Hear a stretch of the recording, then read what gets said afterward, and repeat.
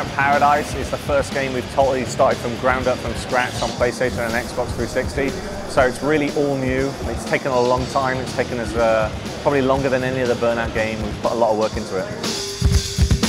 We started off on day one with what are all the restrictions we've got from the current gen, old gen, and how do we lift them? So things like loading screens, we hope that goes away soon. Menus, online lobbies, being forced to do stuff in a certain way or in a certain car. Burnout's always been very linear, you know, do a race and another race and another race. And that's been pretty much it. I mean, the experience has been tight, but there was no way to express yourself as an individual. So this game, we wanted to really focus that the player it was kind of their Burnout. And that's why we call it Paradise. It is like the ultimate Burnout kind of fan's paradise. So we built a big city. How you progress through the game is kind of up to you. We're going to have set races in the game. What we wanted to do is make the racing very natural. So in Burnout, the only time you should stop is when you hit something. What we didn't want the player to do was to select things off a menu. If you had to select things off a menu and load something, there's no point in building an open city. So we never want to take the player out of the game. So to do a race, all you have to do is stop, pull the trigger, stop at a stoplight, and then you can take part in a race. Crash mode's coming back. It's called Showtime, and it's a complete reset. It's completely back to the drawing board on this one. It's about movement and momentum. Somebody just saw it recently and described it as Katamari meets American football, which is pretty weird. It's about moving forward. It's about keeping the crash going. So now you can chain your crash from one side of the city to the other.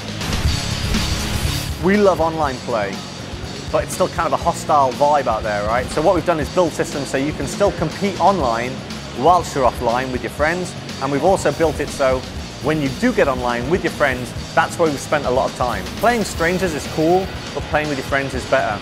With Burnout, we're always tracking between your friends who's done what, who moved up, who went down, who beat you, who didn't. So we really want to enhance playing with your friends. We want this to be the driving game that you play with your friends online. And the technical term we use is dicking around with your friends in a car, because that's what it's about. It's Burnout. We wouldn't have it any other way.